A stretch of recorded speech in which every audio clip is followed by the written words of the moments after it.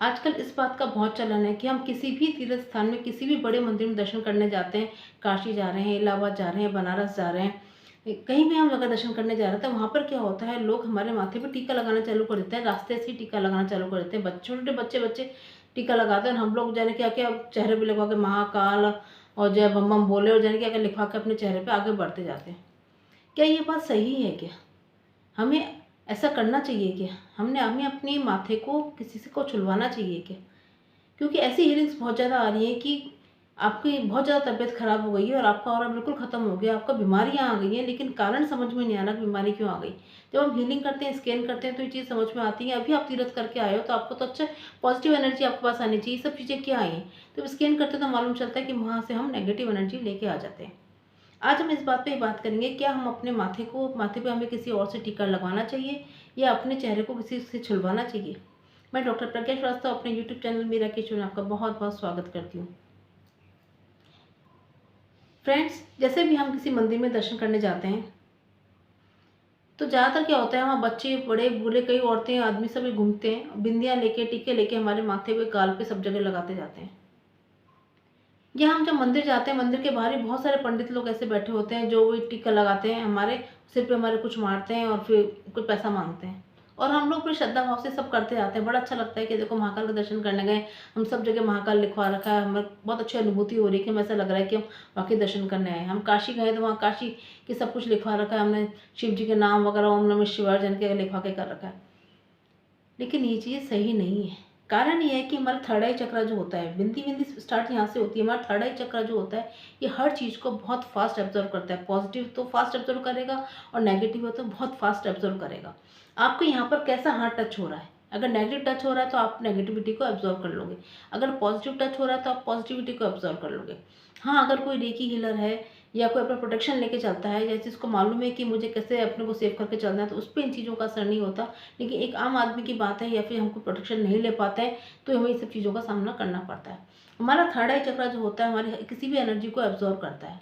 अब वो जो बच्चा या आदमी या औरत जो हमें टीका लगा रहे हैं एक डंडी से, तो कितने लोग माथों को उसने छुआ होगा उससे। उसी को फिर हमारे भी कलर लेके हमारे लगा दिया, सब गाल में लगा, सब कुछ लगा दिया। अब हमारे माथे ने उस चीज़ को एब्ज़ॉर्ब कर लिया, हमारे थर्ड आई चक्र ने, हमारे आज्ञा चक्र ने उस चीज़ को एब्ज़ॉर्ब कर लिया। वो चीज़ें हमारे अंदर वर्क करना चालू कर देती हैं। लगाने वाला पर्सन जो है उसकी एनर्जी और उसने जितने को उनको टच किया उनकी एनर्जी हमारे आज्ञा चक्र में, हमारे थर्ड आई चक्र में एब्ज़ॉर्ब हो जाती है और धीरे-धीरे करके हमें क्षति पहुँचाती है और हमें ख़त्म करना चालू कर देती है। कई बार ऐसा होता है, कुछ नेगेटिव एनर्जीज़ भी उन लोगों के साथ होती हैं, जो कि हमारे अंदर आसानी से डाइवर्ट हो जाती है, हमारा बॉडी उसको एब्ज़ॉर्ब कर लेता है और हम ना जाने कितनी नेगेटिव एनर्जी को अपने साथ ले आते हैं। अब हमेशा नोट करना, जब आप कभी भी मंदिर में गए हो और आपने अपने चेहरे पर, माथे पर कुछ भी बिंदी-बिंदी लगवाई किसी दूसरे के द्वारा, तो अपने को बहुत थका-थका सा महसूस करोगे। आपको लगता है मैं तीर्थ करके आया हूँ, इतने बड़े मंदिर के दर्शन कर आया हूँ, मुझे अंदर थकान क्यों हो रही है? मैं थका हुआ क्यों हूँ? एनर्जेटिक अपने को क्यों नहीं फ़ील कर पा रहा हूँ? मुझे पॉज़िटिविटी फ़ील क्यों नहीं हो रही है? आते ही मेरे घर में लड़ाई चिड़चिड़ापन क्यों हो गया है? कारण यही है कि हम गए तो दर्शन करने थे, लेकिन अपने साथ बहुत कुछ चीज़ें लेके आ गए। इस बात का बिल्कुल ध्यान रखो कि जब भी किसी मंदिर में दर्शन करने जाते हो तो बाहर वहाँ कोई भी आप पे टीका लगाने वाला है, उसे टीका किसी भी हालत में मत लगाओ। दूसरा, अगर आप मंदिर जाते हो तो मंदिर में जो अंदर पुजारी है वो अगर आपको टीका लगाता है तो ही आपको टीका लगाना है।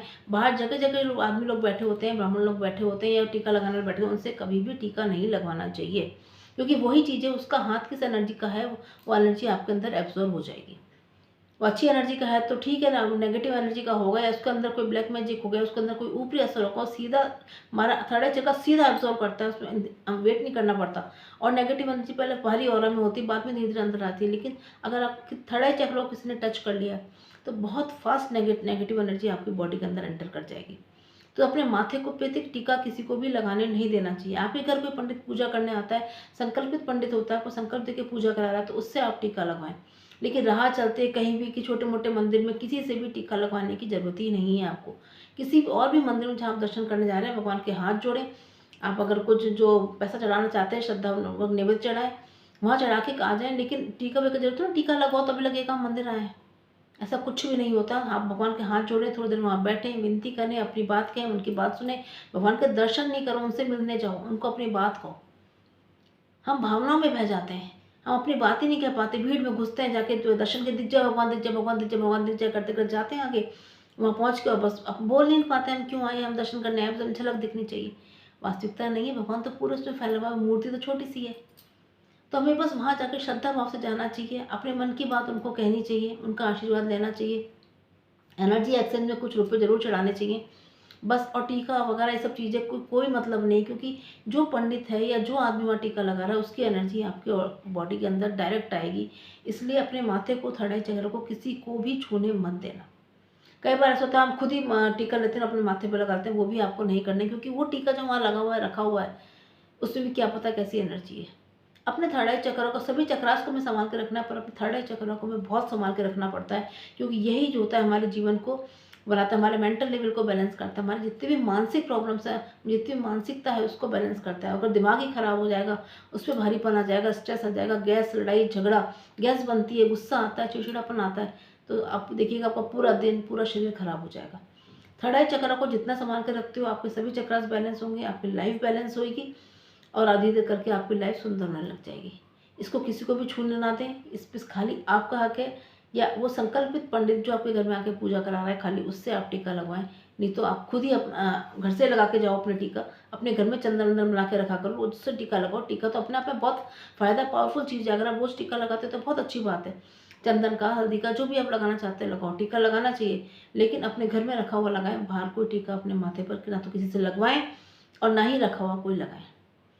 आप मेरी बात समझ गए होंगे कि मैं क्यों इन चीज़ों को मना कर रही हूँ कि टीका लगाने के लिए, क्योंकि ऐसी हीलिंग्स बहुत आती है, एक दिन छोड़ के, 2 दिन छोड़ के ऐसी हीलिंग्स ऐसी आ रही हैं कि इसमें आदमी पूरी तरह ख़त्म हो जाता है। कई बार तो बहुत भयंकर नेगेटिव एनर्जी का शिकार हो जाता है।